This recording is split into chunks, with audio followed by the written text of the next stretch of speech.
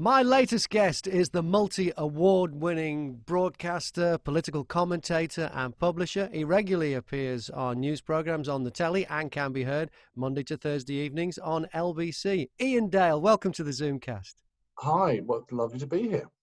We're going to talk about your podcast in a bit, don't worry. But first of all, I haven't seen you doing the papers on Sky News for a bit. What's going on there? Well, you haven't seen us since I think March 2017 when we decided Been a while, to stop yeah. doing it. Yeah, I still do it. I still do it with Adam Bolton once or twice a month on his show in the mornings. But we used to do it. Jackie Smith and I used to do it every couple of weeks, and then they asked us to do it every week, and I just couldn't really do it every week, so we said no. And then it started to be once a month, and it was once every 2 months, and we said, well, what's going on? And bear in mind, this was in the era of Corbyn, and Trump had just got elected. And they said, well, we want to have more Corbynistas and more Americans on, so we can't guarantee you more than once every 3 months. So we said, sod off. So that's why we stopped doing it. But we have recreated our partnership on Good Morning Britain. So we do that once a week on a Friday morning. We really, really enjoy that. Okay. And was the relationship you'd formed on those shows the inspiration to do the podcast? Yes, this emerged from the 2017 election, and I'd done a daily election podcast with my LBC colleague Sheila Fogarty, and it was one of those things. It just kind of, I won't say degenerated, but instead of talking about the election the whole time, we'd go off into tales about our school days, our childhoods, whatever. And it just worked. But because of the timing of her show and my show there, we couldn't really do it sort of permanently. So I decided that I'd do it with Jackie, and she was up for it, and it's worked really well. So we started the podcast in November 2017, and 2.5 years on, we've done, I don't know, about 200 episodes now. Because you do come from opposite sides of the political spectrum.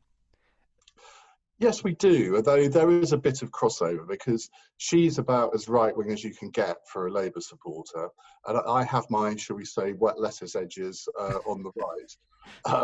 So, I mean, I'm sort of much more pro-immigration than I think she is. I mean, she had this reputation when she was Home Secretary as Jack Boots Jackie, very authoritarian, whereas I'm quite into civil liberties. So, but we can disagree. I think the reason why people like the partnership is that we don't have rows. We can disagree with each other politely. We have constructive debates. We have a lot of laughs. And I think people like that. They're just fed up with the adversarial nature of politics in some ways. Yeah, there's sometimes there's an adversarial nature on spoken word radio, or shall we say phone-in radio. I don't know I don't want to call it talk radio because that's the name of an actual station with a competitor. So but anyway, there you go. I've said it now. But often, you know, hosts and callers and guests can get into it. And I've noticed when you do that, you will disagree with them. And I think I can see in the video versions of it, you actually look like you're getting angry, but you amazingly manage to stay calm. How is that feat achieved? Well, there are two sorts of, let's call it speech radio, shall we? Yes, speech radio, thank you. If you want to be a lazy speech radio presenter, every day you do phone-ins on immigration, benefits, abortion, homosexuality, crime. We all know the touchstone. Death penalty.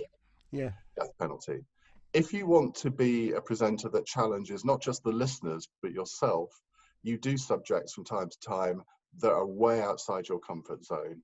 And you start the phone in by thinking, God, am I actually going to get any callers on this? And of course, that's the nightmare for any presenter because it's then just you and the microphone. And certainly in my early days on LBC, bearing in mind I had no training for this at all, if there wasn't a phone call on the switchboard, you start to panic. And when you start to panic, your brain starts working overtime, your mouth starts working overtime, and you gabble. What I've learned is that if that ever happens, I mean, it doesn't really happen now because we've got national and the listenership's gone up so much, but that if it does happen, just slow down, and the thoughts then translate from your brain to your mouth in a much more constructive way. You start to widen out the subject a little bit until you sort of hook that fish and you see someone on the board. So, for example, I remember, I can't remember what the news hook was, but I said to my producer one day, and this was years ago, let's do a phone-in on male rape. i.e. male-to-male rape. And she said, you sure? And I said, well, it's a thing, clearly, so let's see what the listeners have got to say. And she said, okay, well, be it on your own head. Within 5 minutes, we had a full switchboard. Now, that was something I wasn't expecting, because on a subject like that, you only need 4 or 5 calls for people who want to tell their stories. And it's not a 2-minute call. You have to let them tell their stories. So I don't really specialize in adversarial phone-ins. But if somebody says something that is really stupid or offensive or whatever, yeah, I'll take them on. And I have had quite a few of those. Yeah. But if all you do is shout at your callers, it's a really difficult listen, I think.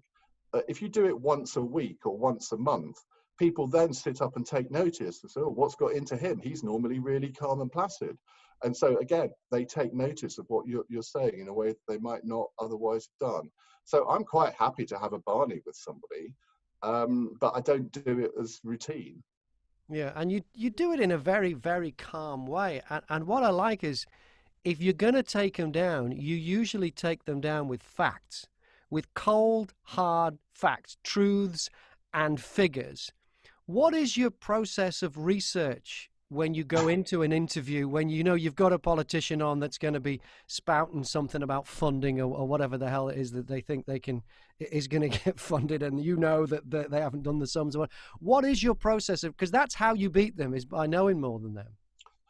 My process is being alive for 58 years. That is why somebody of my age, I think, is much more equipped to do a phone-in program than somebody who's 25. Because whatever a caller says to me on whatever subject, I've generally got some kind of anecdote to tell, or I've got some sort of experience, or I know somebody who's been through the same thing. This is a horrific thing to say. I interviewed Andrew Marr yesterday for an hour for my All Talk podcast. And I reminded him of a program that we were on together with Amal Raja and the media show on Radio 4. And it was all about the art of the political interview. And Amal said to me, well, how do you prepare to interview a politician? Sort of, how much research do you do? And I thought, should I tell the truth? And I did tell the truth. And I said, virtually none. Because for me, and this is where self-knowledge really helps. And I don't think you get full self-knowledge until you get to about 50. For me, if I have a lot of papers in front of me, if I have lists of questions, I freeze. I don't operate in my normal way. Because to me, an interview is not really an opportunity for a grilling.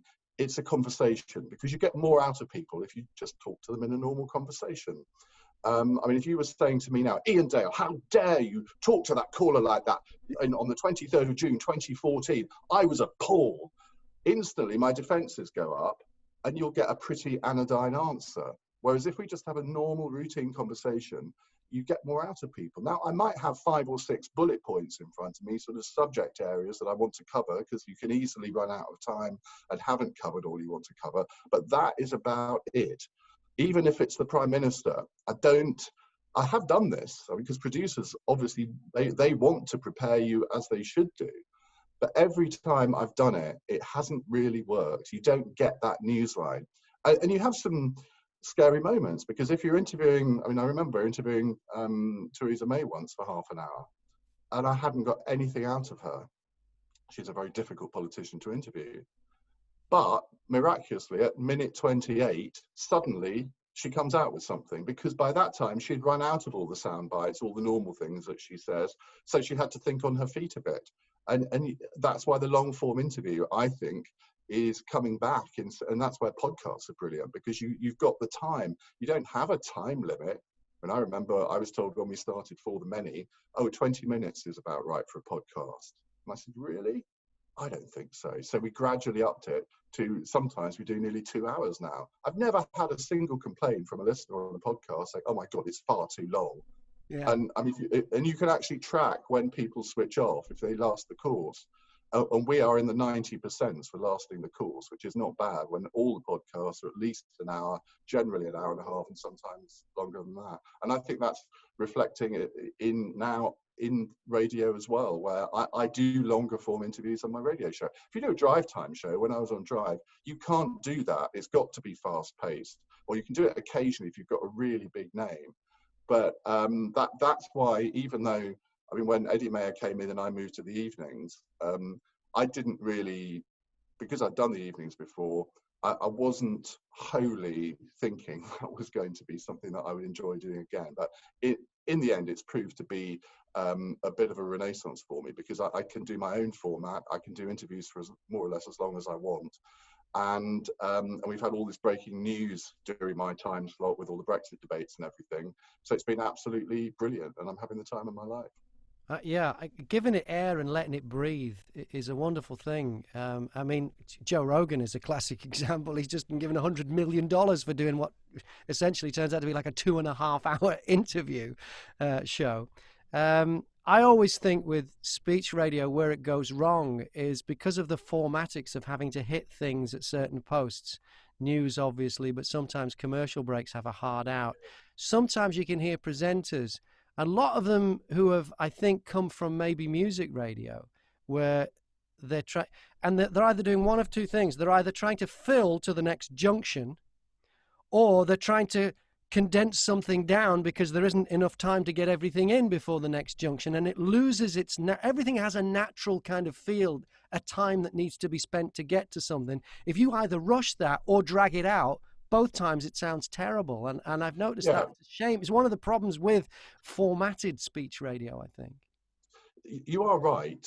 And I think particularly on breakfast and drive time shows, that is the case. You really do need to hit the junctions more or less on time. Unless you're in the middle of a stupendous interview, why would you end an interview just to go to a break on time? It's less important, I think. I mean, I don't do it often, but I will go over the top of hour sometimes. If I've got a brilliant caller, I'm not gonna hit that top of our junction. Whereas when I started, it was drilled into me that is just a no-no. You just, whoever it is, whatever it is, you hit the top of the hour.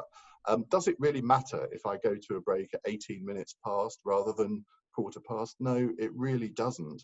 Although having said that, you also have to look at it from a listener's point of view. And I used to be a real 5 Live listener back in the days of Peter Allen, Sheila Fogarty, Victoria Derbyshire. That was my station of choice.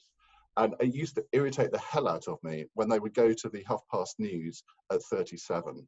So I always have that in the back of my mind, that as a presenter, you kind of want to do it when you want to do it. But as a listener, I mean, it's a bit like dogs. They like their routine, and listeners like their routine. And if you change the routine, it's like any radio station where a presenter is let go, somebody new comes in.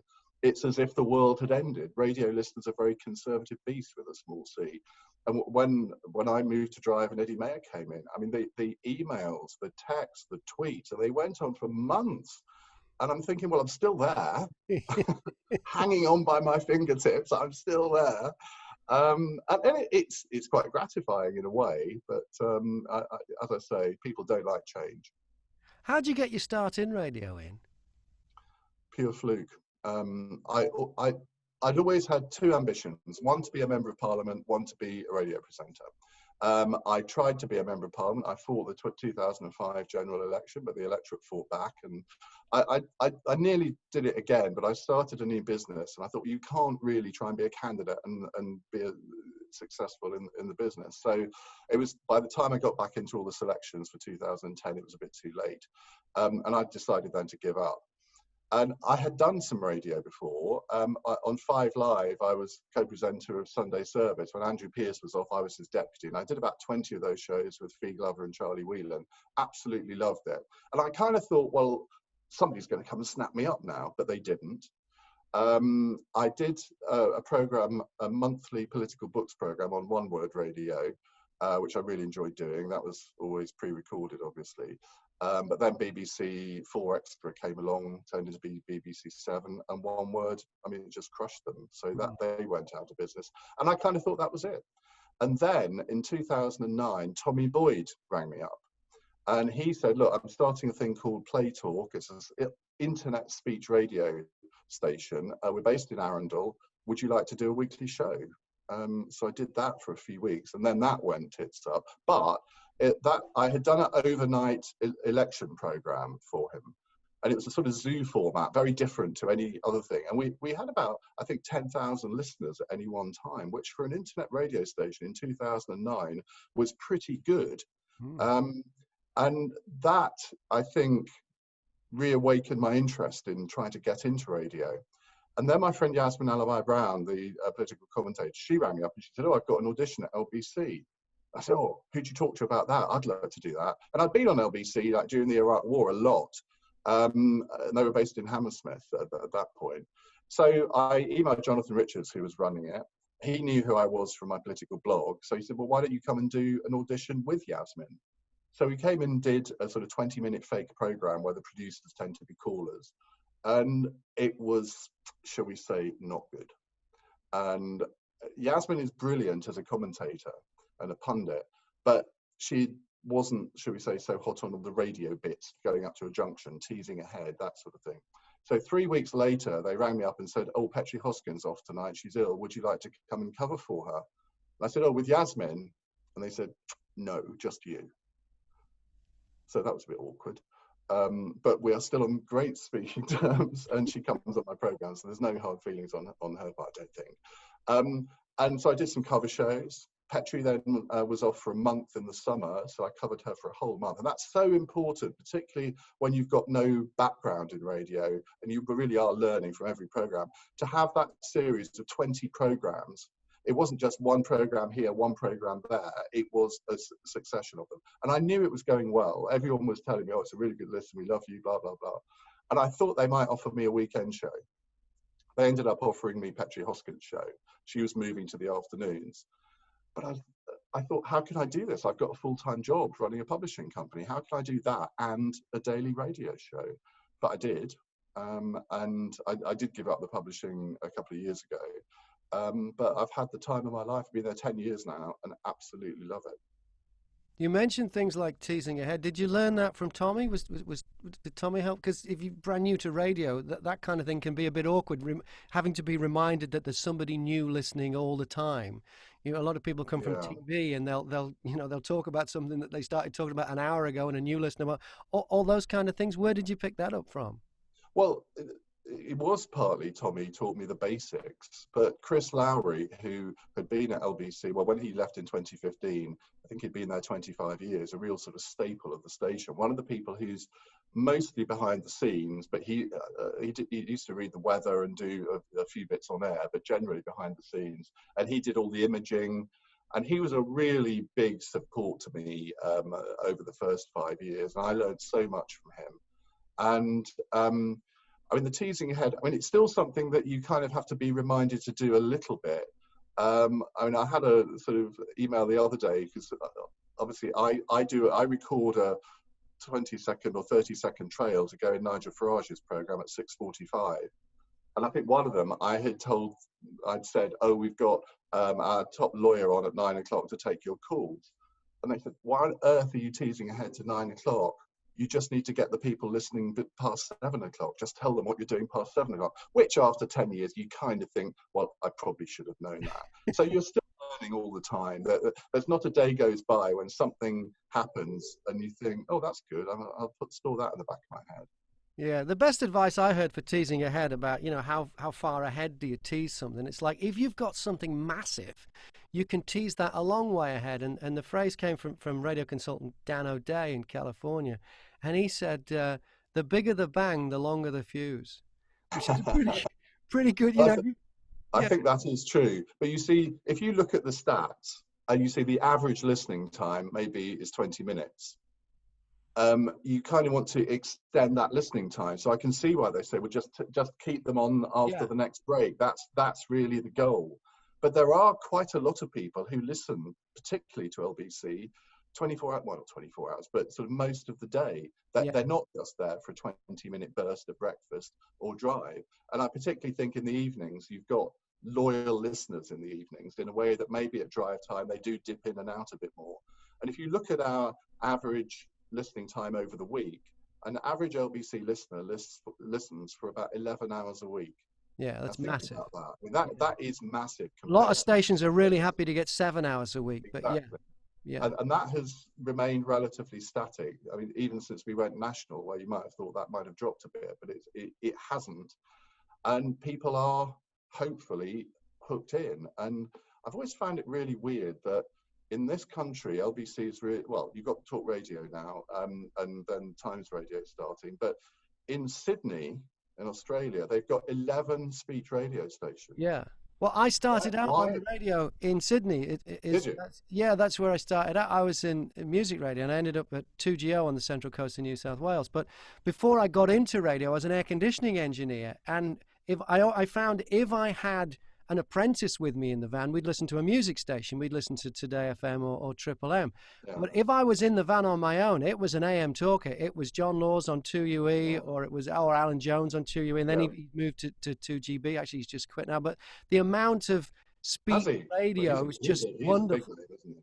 What's that? I mean, Alan Jones is a very, very big name. And you say he's quit. That's Alan's probably, just quit. Yeah. well, I bet that was a national news story. Absolutely, it was yeah, huge. Yeah, and Ray Hadley's still going there on 2GB. So, but even the ABC was making a fist of it too, just recently. Yeah, in Sydney, and I came back to Britain in '97, and I was very surprised back then. I mean, LBC wasn't the LBC it is now, no. and talk radio was just about to become Talk Sport, or within a few years of that. And I couldn't work out why. In every capital city, Melbourne has 2UW, not 2UW, 3AW, whatever it is, and in Adelaide, the big speech stations, but UK and London in particular, where people love to talk, it just wasn't served the same. Well, you look at BBC London. I mean, what a disaster of a station that has been ever since. And I mean, possibly I shouldn't say this, but you've got the same station manager who's been there for 20 years and presided over listening figures that they ought to be embarrassed by in the capital city. Sorry, apologies for that. And I don't understand why that is. Why can't what ought to be the biggest station in the capital, why can't it succeed in the way that LBC has? Maybe it's got a lack of identity. It tries to do too much. I don't know, but there's something very, very wrong there, and nobody seems to be willing to do anything about it.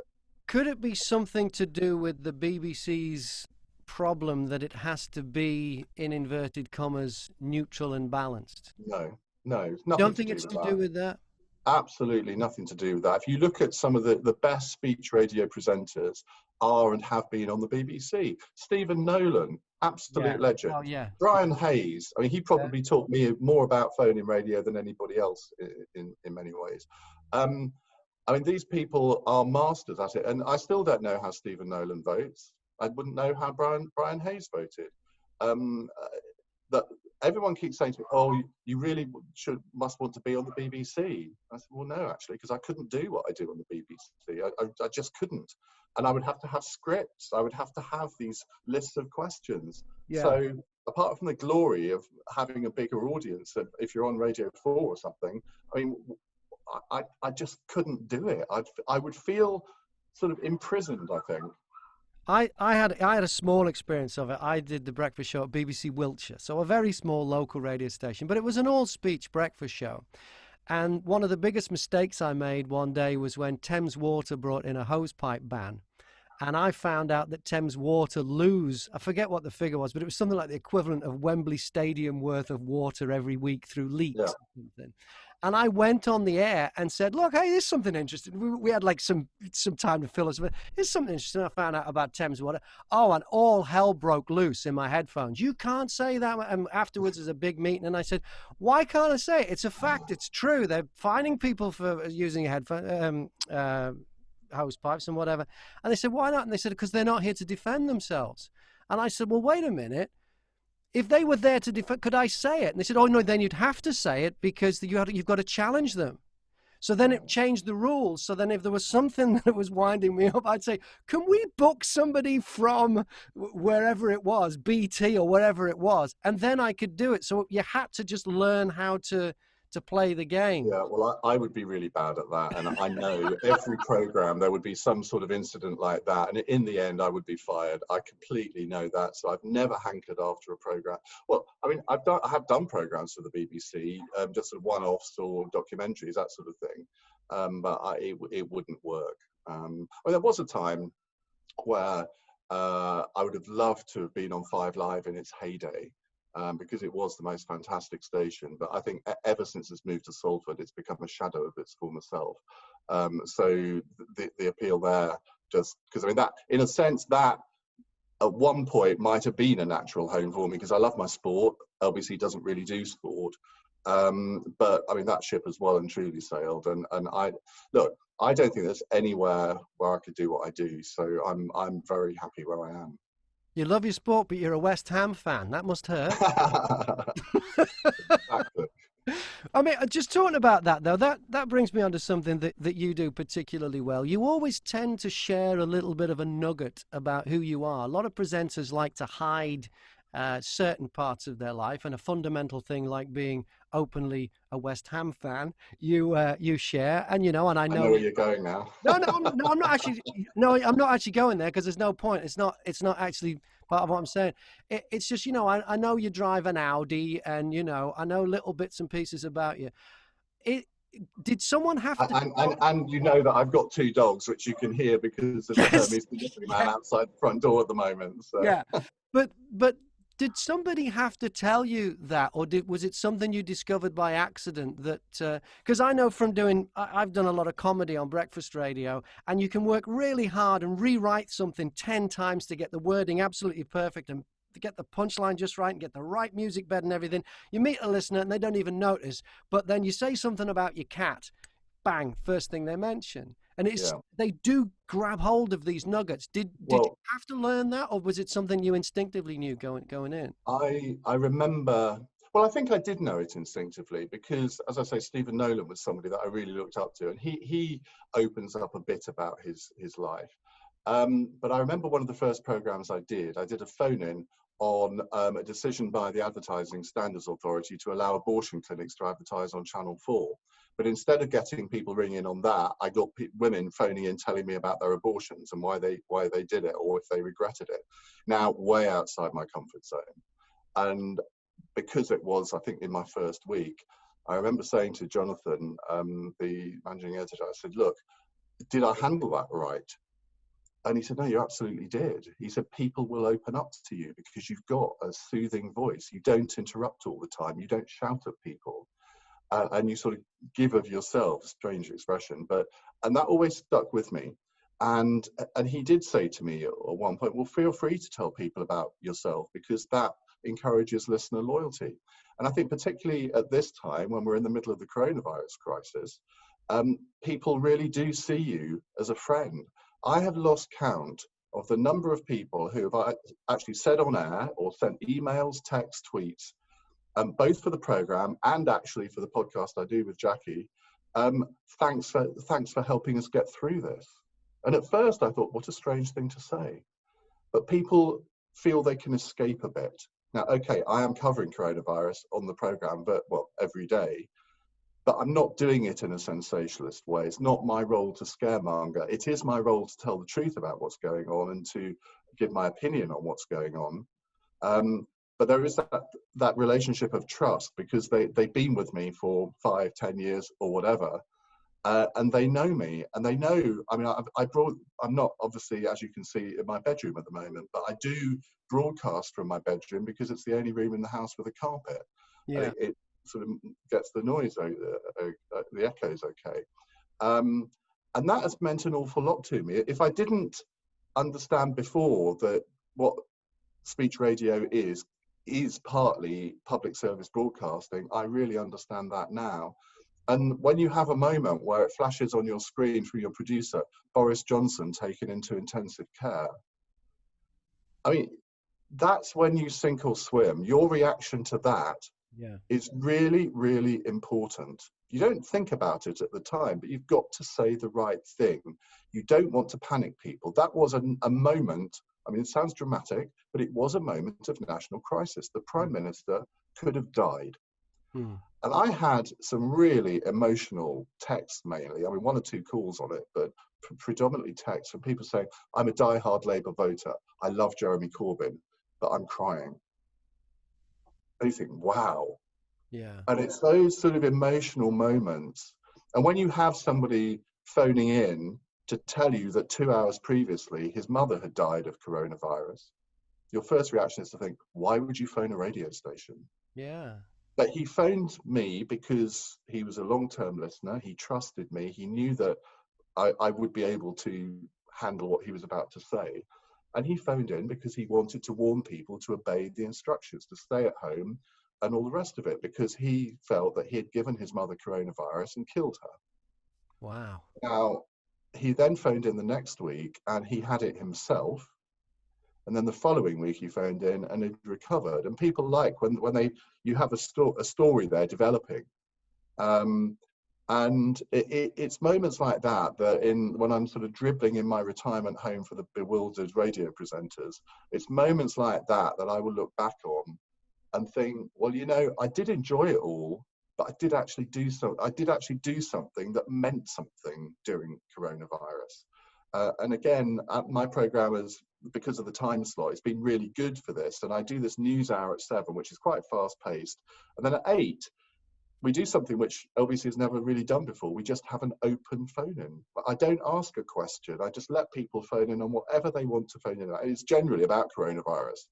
But it's worked fantastic. I didn't ask permission to do it. I just did it. I remember I was standing in for Andrew Pierce on a Friday night. And I thought, you know what? I don't want any guests tonight. Let's just open the phones up for 3 hours and just let people have their say. And it was fantastic. So I do that every night. And then at 9 o'clock, we do an expert hour, whether it's on mental health, employment, because obviously people got lots of questions about their employment status at the moment. We have a doctor in once a week. And those, I mean, I used to do these regular hours when I first joined LBC. And I thought they'd kind of served their time. But in this kind of environment, there is such a thirst for knowledge and people have so many questions to ask. So again, I see that as a bit of a public service. How has the show changed since you've been doing it from your bedroom? It's really difficult for me to judge because having done a lot of outside broadcasts, it didn't faze me doing it remotely. It is different because obviously you haven't got that. I haven't seen my producers since the 17th of March. We have a chat about 2 o'clock in the afternoon. They tell me what they're thinking about doing in the news hour. I feed in what my thoughts. I leave them to it basically to do that. We have the open phone in at 8, so that doesn't need any preparation. And then they do all of the organisation of the 9 o'clock phone-ins. So I don't actually have a lot of preparation to do, far less than if I was in Leicester Square.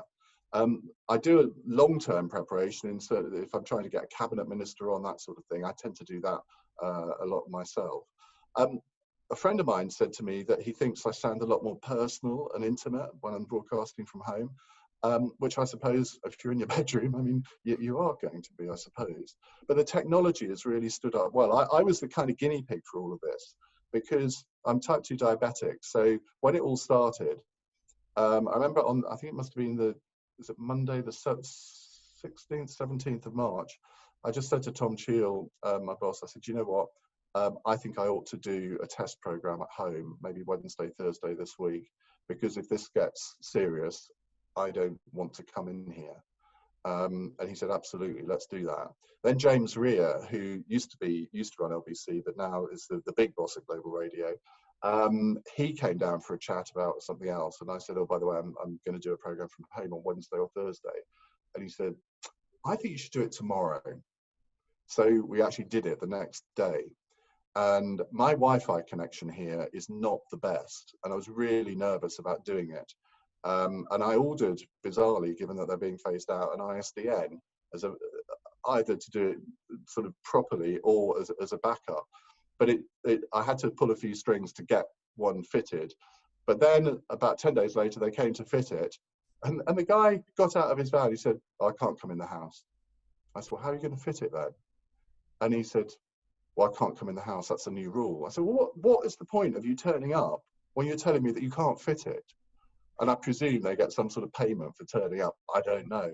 So, but by that time, we knew that it worked. I have what's called a media port box, which I didn't really understand what that did, but you plug it into the router, and it's also got SIM cards for all the major telephone companies in it, and it chooses which has the best signal and then sends the signal back to Leicester Square.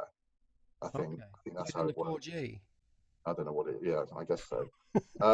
So, and I must have done 40 or 50 programs now, and the line has only dropped twice.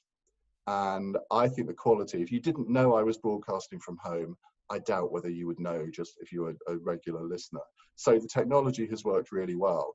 And they've now rolled it out for quite a few presenters, not all of them, but it does work with the odd glitch. But listeners don't care about glitches. In fact, they quite like it when things go wrong. It's just how you handle it. And I had an incident the other night in the mental health hour. It was about 9:45, and we had a guy, Stephen Bolton, who was feeling suicidal. Well, I mean, you know as well as I do what an important conversation that can be. So I was chattering away, and we had Emma Kenny on with me, again remotely. I was chattering away, and then I suddenly realised that my line had dropped. So I dialed in again. It took about 2 minutes because I had to reboot my computer, and I expected the emergency tape to be playing, but Emma was still talking to Stephen Bolton. And so I just typed on the screen, back. Do you know what? They hadn't even noticed I'd gone. I thought, that's nice. I'm the presenter of my own program. They didn't even know that I wasn't there. So, Given the choice, if there wasn't a global pandemic and you could do it from home, would you take that over going into Leicester Square? No. I mean, look, there are days when, if I was just doing a 3-hour phone-in show, I could easily do that. But if I'm interviewing somebody, I like to see the whites of their eyes, particularly if it's a senior politician. There's just a different dynamic. We've had to pause our cross-question shows, like any questions, 4 panelists in the studio taking questions from listeners. And you can't do that on Zoom. Well, you can do, but it's all a bit clunky. And do I really want to risk the connection going down because I'm putting a lot more, because we're doing it on video as well as audio, it's going to put much more pressure on the Wi-Fi. I mean, we might try, my producers want to trial that, but I'm actually quite nervous about doing that. So I'm not expecting to do this forever. I'm probably not going to go back early. I probably won't go back at the same time as other people. I can see this going on till August, September, but I do want to go back because you miss the interactions, you miss the sort of gossip, you miss just meeting people. I haven't met anybody for 78 days. I'm at home with my partner and my dogs, and I go up to the corner shop maybe once every 2 or 3 days to take some Hermes parcels because I've developed a sideline in selling mugs, believe it or not. And that's it. And I mean, I don't mind that. I can't say that it's been a hardship. I've really quite enjoyed it, if I'm honest. I mean, compared to some people who've literally got just 4 walls to look at all the time, I'm very lucky. But no, I do want to go back. But I wouldn't mind doing the odd program, I suppose, from home. And I think a lot of radio stations are going to completely reevaluate how they operate as a result of this. It is possible to do a radio program when one of the producers isn't in the studio. I mean, you've got to have somebody there, the tech op. You kind of do need an output producer, and you do need somebody answering the phone. So you can't do everything remotely, but you can do a lot more remotely than I think we ever thought possible.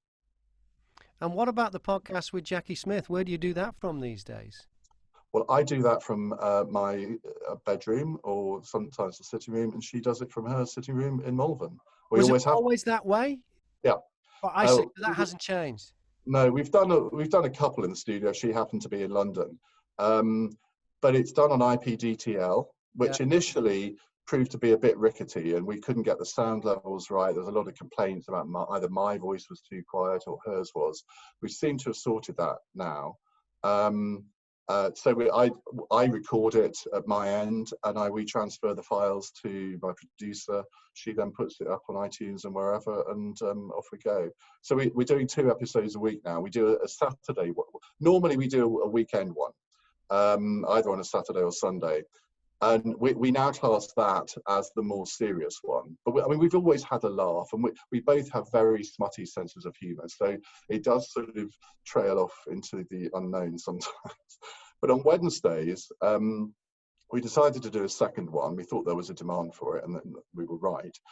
And we thought, well, let's do something different on a Wednesday. So we turned it into a sort of Dear Uncle Ian, Dear Auntie Jackie type podcast, the sort of agony aunt thing. And oh my God.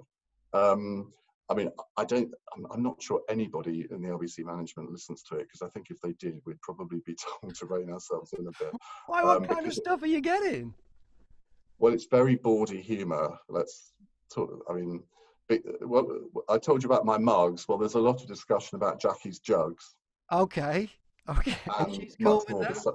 And much more besides. And I mean, it's difficult because you think, I mean, I think most British people have a fairly bawdy sense of humour, but there are some people who do not. And I have a listener called Graham who emails me every week to say, I can't listen to this anymore. It's just, you sound like 12-year-olds with your really stupid sense of humour. And I said, well, that's because that is our sense of humour, and we're not going to change it just because one or two people don't like it. Graham, just listen on Saturdays when we don't do so much of that. And he did have the good grace to email me the other day to say that even he found some of the Humour on Saturdays podcast acceptable. So, I mean, you can't please all of the people all of the time. And I think people need a bit of a laugh. They need to have their minds taken off things. And it's great. I mean, people tell us how they listen to us. There's one guy that listens to the whole podcast while he's swimming up the River Dart. Wow. I mean, it's, and when we have listeners all over the world, and I still get a kick when I'm on air, when I get a call from somewhere, I mean, from Tehran or somewhere like that. And you do every program somewhere around the world. Someone brings in last night. Had a guy from Texas, and I said, well, how on earth did you discover LBC? Oh, I discovered it 5 years ago, and I listen to about 8 hours a day now. And I'm thinking, this is fantastic. Someone in Dallas listening to LBC, but it happens all over the world. So what do you listen to? Podcasts or radio? You know, I listen increasingly to podcasts, which I suppose is the right answer, given who I'm talking to. Yes. Any particular podcasts that are on that you subscribe to that always show up on your phone and you go, yeah, this is... Well, my problem is that I've subscribed to far too many, and there are only so many that you can listen to. The ones I listen to every week without fail are, fortunately, Jane Garvey and Fee Glover, which, I mean, they've got a slightly, I mean, they don't quite let themselves go as much as Jackie and I do, but they have got very well developed senses of humour. And Fee Glover, I just think she is in my top 5 list of radio presenters in this country. So I love listening to the two of them. I actually did prepare a little list here of what I subscribe to. Yeah. Eamon and the Gaffers. Eamon Holmes interviews top flight football managers. And it's brilliant because he has time to really explore things. It's generally, I mean, I was talking to the producer of this podcast the other day, and I said, mate, it's too short. It needs to be at least an hour. And they're generally about 45 minutes. So they kind of leave you wanting more, which I suppose is a good thing. But Eamon really knows his football and clearly knows most of the people he's interviewing from, I don't know, he was probably interviewed them before. And it just really works. They do it in a pub. And it's a very relaxed atmosphere, and he always gets interesting anecdotes out of them. So that's one that I listen to a lot. The Media Masters podcast. Yes, I like that too. Yeah, that is fantastic. An hour long, him and somebody from the media. Now, he does a lot of business people from the media, which frankly I'm not interested in. I don't listen to those. But he does get big name people to do interviews. Did you hear the guy, the one he did a great one about 6 months ago, and it was the advertising guy, I forget his name, the bloke who came up with the slogan for French Connection UK, that FC whatever. Yeah. The guy that did, he was fascinating. Yeah, the guys, yeah, it's a good podcast. That, yeah, I like that too. I mean, I would love to do a podcast like that for politics, and I do this podcast called Iain Dales All Talk, which I started last year. I did a show at the Edinburgh Fringe, 24 shows. So we recorded them and then we put them out as a podcast once a week for 24 weeks. But obviously we then ran out. I'm thinking, well, what do I do now? So I kind of used archive interviews that I've done.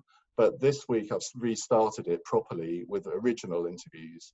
And yesterday I did an hour with Andrew Marr, absolutely fascinating, which I think that's going up this afternoon. So I'm going to try. I'm not copying Paul Blanchard, but I'm because I think I want to do interviews that are much more conversational. And his are quite conversational, Yeah. but I want to do much more sort of biographical stuff with politicians and people from the media. So that's going to be, I think, quite a big thing. I've got quite a few good people lined up for that. Desert Island Dicks is another one that I quite like, where people choose everything they hate in life. Who And hosts that? I was one of the original guests on that, and it's Really? great fun. It's great fun to do because you can really vent your spleen. And believe me, I did. If you go back and listen to my podcast on that. Confessions with Giles Fraser, again, another long form interview podcast. He's a brilliant interviewer. He really gets things out of you that you hadn't intended to say. So I do like interview podcasts. The Politics of Sound. Have you heard of that one? No. It's another sort of Desert Island Disc type thing where you pick your 3 favorite albums and talk about why they mean so much to you. Yeah. And he prefaced it with an interview about what you're doing at the moment and all the rest of it. And it's a guy called Ian Carnegie, and he's another one that is quite skillful. He's very calm and deliberate, but he's obviously put a lot of work in preparing for it. He knows everything about you. And that's quite a therapeutic one. But of course, there are a couple of albums I wanted to choose that somebody else had already chosen because he doesn't like people repeating things. So he does that once a month, and that's a really good production. Good stuff. Well, your podcast with Jackie Smith is called For the Many. It's available wherever you get podcasts. It's on the. It's not called iTunes anymore. What the hell's it called now? Is it just Apple Podcasts? Apple Yeah. Podcasts. Yeah. I actually do 5 podcasts, believe it or not. What are the other 4 then? Well, the ones you do with LBC, aren't they? From the I mean, they're all done through LBC. Cross Question, which is this weekly panel debate show, that's obviously on pause at the moment. I do the Iain Dales Book Club once a week. I interview an author about a book. We put that on pause, but I'm about to restart that again. That's actually proved really popular. And then All Talk and the Iain Dale Whole Show podcast, where every day we put the whole show up as a podcast, take out all the news and ads. And that is really popular for people who live around the world in a different time zone where they can catch up whenever they want. Because on the global player, you can only catch up for 7 days. So this is there all the time. And we often put specials. I did 4 days of mental health phone-ins to mark Mental Health Awareness Week. So we melded those all together into a 3-hour, 10-minute podcast because we just felt that anybody with mental health issues would actually gain a lot from listening to all of that if they missed it the first time. So they're all reasonably popular in their own little way. And what are you looking forward to? What I'm looking forward to is some degree of normality returning.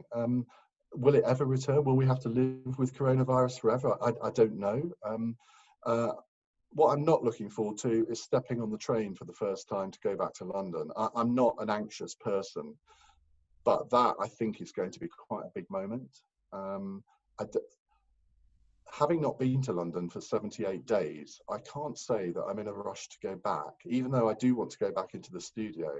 The thought of actually every day now going to London hasn't got a lot of appeal to me. And I think a lot of people are reevaluating their entire lives in a way. Employers who maybe before wouldn't have trusted their employees to work at home now find that they can.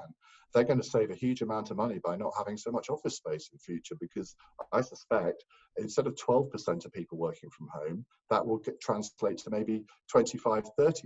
That's going to have a massive effect on huge numbers of things. I'm looking forward to going back to watch football.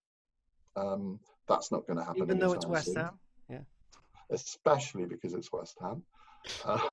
Even if it is in the Championship next season. Yes. And I'm looking forward to driving. I love driving. I've used my car about 5 times just to go up to the corner shop. And I do love driving. I want to get another car later in the year. But at the moment, everything is just on pause. And fine, you can do a lot of things. You can catch up on things on Netflix that you meant to see but haven't seen. You can read a lot more, spend a lot more time with the dogs. And so there are lots of compensations for this. But in the end, I think we all just want to go back to what we would consider a normal life. I want to go back to the restaurants that I like going to. I feel so sorry for all the staff in the restaurants because they're going to be probably the last ones to have a normal life. And I think when we do go back to a restaurant, all the cleanliness issues are going to be really difficult for people to cope with. It's not going to be the normal restaurant experience that we all are used to. Iain Dale, it's been lovely talking to you. Thanks very much for your time. And thanks for coming on, telling us about the stuff you've been up to and your various podcasts, including For the Many with Jackie Smith. Iain Dale, thanks very much. That's the main one. Thank you. Really enjoyed it, Graham.